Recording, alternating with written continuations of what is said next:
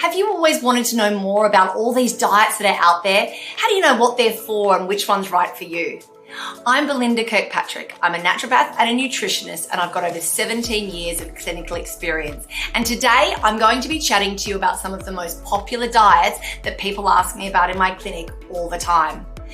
Don't forget to subscribe to the Happy Mammoth channel so you get notified when more videos come out. So do you want to know more about these diets? What are some of the diets that you've heard about? There's so many out there.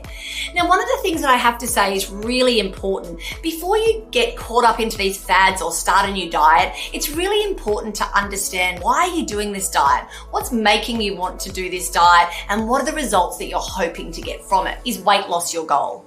Is reducing cholesterol your goal?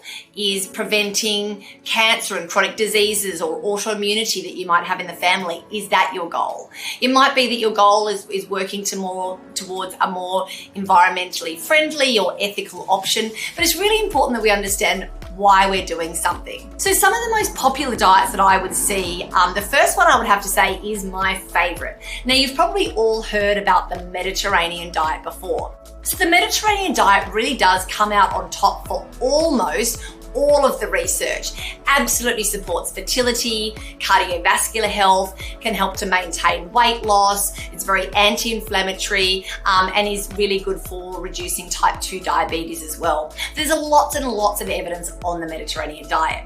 So what is the Mediterranean diet, you might ask? And it's definitely, and unfortunately, not just pizza and Aperol spritzers. As I've said before, that would be such an amazing diet if that was the best diet for you. Unfortunately, that's not the Mediterranean diet.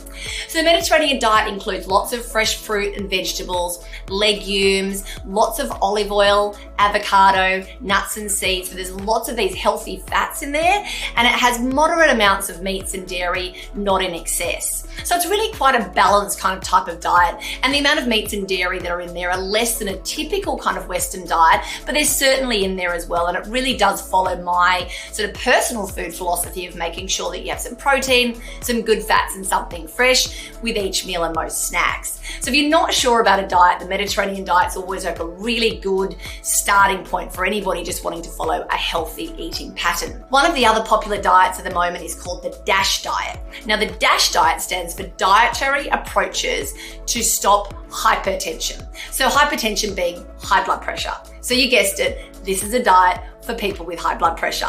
So it has been shown to reduce high blood pressure, reduce harmful cholesterol levels, reduce the incidence and risk of stroke, and can also help with weight loss as well. So like the Mediterranean diet has lots of fruit and vegetables, I think most diets that are healthy are going to have lots of fruits and vegetables.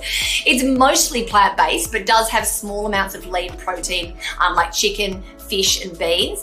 It's very restrictive on sodium and salt for the high blood pressure, so it's very much a low salt diet. It also eliminates or really restricts red meat, sugar, salt, as I mentioned before, and fat. So it's a much lower fat, lower sodium, and then without the red meat than the Mediterranean diet. Really has been shown to kind of really help with that high blood pressure. So they're the people that this diet's really targeted for. Another one is called the Flexitarian diet. So the Flexitarian diet is basically, it stands for like a flexible vegetarian diet. And I really kind of like this one because it's mostly a vegetarian diet. So really focusing again on those fruits and vegetables, legumes, nuts and seeds, but it does allow the option of having some meats and some animal products from time to time to make sure that you're really not missing out on those important minerals like B12 and zinc and iron that might be lacking in a traditional vegetarian diet. It's less of a strictly defined diet, so there really isn't as much research on this diet. You know, we've got research on the vegetarian diet or the vegan diet,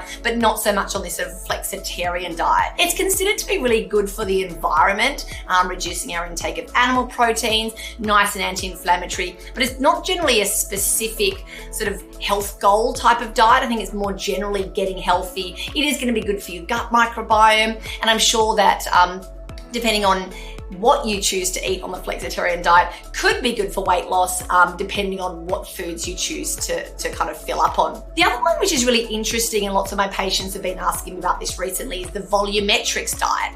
So Volumetrics diet is absolutely designed for weight loss and aims to help you to feel full, but by eating less calories. So there's more bulk in what you're eating, but it's generally a low calorie type of diet. So the focus is on eating instead of on food deprivation, which is unfortunately one of the sort of hallmarks of traditional weight loss diets. So it really does avoid eating energy dense foods. So you do miss out on things like, you know, avocados and nuts and seeds and those really sort of high energy foods, I guess, but definitely increases foods that have a high fiber and a high water content. So lots of plant foods, lots of fruits and vegetables, beans, legumes, non-processed or low processed whole grains are in there. There are some lean meats. It has minimal sugar and is quite low in fat. So I guess whenever you're doing any of these diets, there is some things that may be restricted, which is probably why I like the Mediterranean diet the best, because it doesn't really cut out anything, but it certainly is, you know, a really well-studied and healthy diet.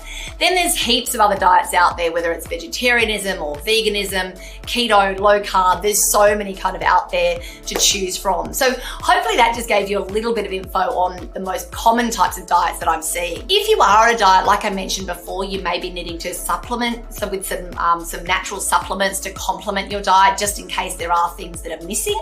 So it's really important to have a look at that, you know, depending on what type of diet or way of eating that you're choosing. The other thing that I would say too is that if you're doing one of these diets for weight loss, which is probably most people, you should really look at the Happy Mammoth Complete Weight Loss Package. So it's basically like a 4-month program that's really going to help to kind of support your weight loss. We include in that the Digestive Super Cleanse, so important for your gut health, the Fermented Happy Fiber, again it's going in that almost volumetrics, right? Like it's filling your body with fiber, helping with elimination, which is really important. The Ultra Absorb L-glutamine, plus it has the potent new formula of the hormone harmony. So that 4-month program can really help to support your nutrient intake and really help to support those weight loss goals. Hope this helped, guys, and I look forward to seeing you soon. Bye.